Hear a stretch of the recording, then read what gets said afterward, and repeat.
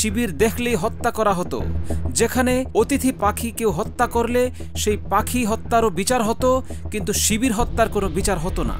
অতিথি পাখি যারা আসে সে সকল অতিথি পাখি মারলেও তাদের বিচার হয়, কিন্তু ইসলামী ছাত্র শিবির যে করে তাকে যদি পিটিয়ে পিটিয়ে মেরে ফেলা হয় তারপরেও তার বিচার হয় না।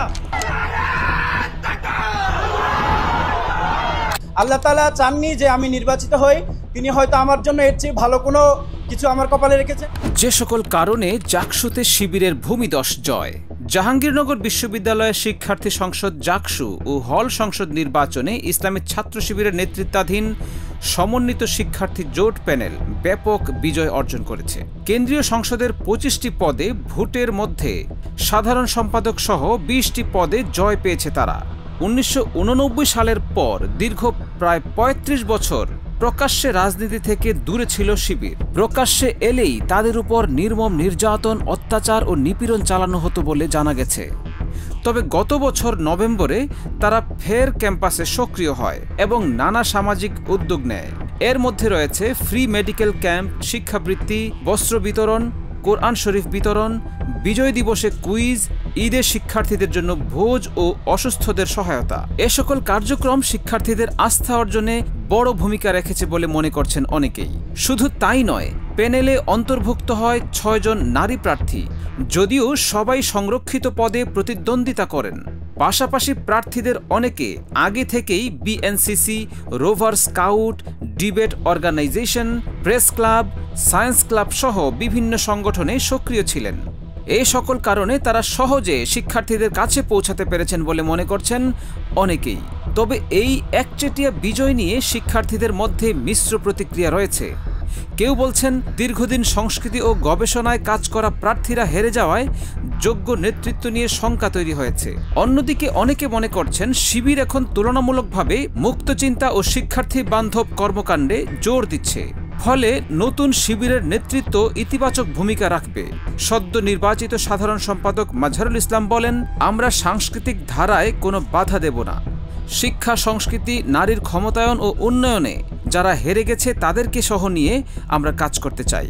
স্বৈরশাসক শেখ হাসিনার আমলে শিবির প্রকাশ্যে কোনো কাজ করলে বা তাদের চোখে ধরা পড়লে প্রকাশ্যে তাদেরকে হত্যা করা হতো বলে জানা গেছে।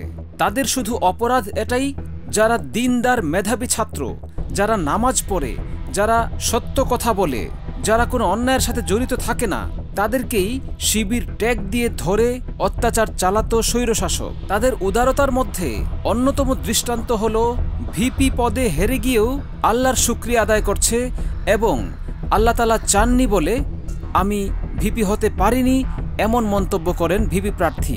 এবং তিনি আরও বলেন, জাহাঙ্গীরনগর বিশ্ববিদ্যালয়ে শিবির দেখলেই হত্যা করা হতো, যেখানে অতিথি পাখিরা এসে ভিড় জমালে কোনো পাখি কেউ হত্যা করলে সেই পাখি হত্যারও বিচার হতো, কিন্তু শিবির হত্যার কোনো বিচার হতো না। বিজয়ীদেরকে নিয়ে প্রথম প্রেস ব্রিফিংয়ে ভিপি প্রার্থীর এ সকল মন্তব্যে শিবির প্যানেলের সকল বিজয়ীরাই আবেগ আপ্লুত হয়ে পড়ে। যে বিশ্ববিদ্যালয়ে শিবির প্রকাশ্যে রাজনীতি করতে পারত না, সেই বিশ্ববিদ্যালয়ে বেজে উঠল নারায়ে তাকবীর, আল্লাহু আকবরের স্লোগান।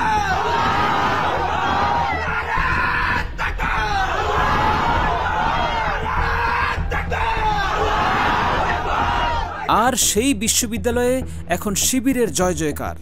ডাকসু এবং জাকসুতে বিপুল ভোটে এত বড় বিজয়ের পরেও শিবিরের সেন্ট্রাল প্রেসিডেন্ট জাহিদুল ইসলাম বলেন, আলহামদুলিল্লাহ, আল্লাহ মহান, অবশেষে শিক্ষার্থীরাই বিজয়ী হলো। আমরা সারা দেশে কোথাও কোনো মিছিল করব না, শুধু মহান রবের নিকট সিজদার মাধ্যমে শুকরিয়া আদায় করব। এই বিজয় আল্লাহর একান্ত দান। আমরা অহংকারী হব না, সবার প্রতি উদার ও বিনয়ী থাকব। স্বপ্নের ক্যাম্পাস গড়ার পথযাত্রী আমরা থামব না। প্রিয় মাতৃভূমি হবে সবার বাংলাদেশ। এছাড়াও দেখা গেছে বেশ কিছু জায়গায় তারা শুকরিয়া মোনাজাত করছে এবং সকল নেতৃবৃন্দ বসে একাকী নীরবে দু চোখের অশ্রু ছেড়ে দিয়ে মোনাজাতে কাঁদছে। শিবিরের এ সকল কার্যক্রম আপনার কেমন লাগে? কোনো আলোচনা বা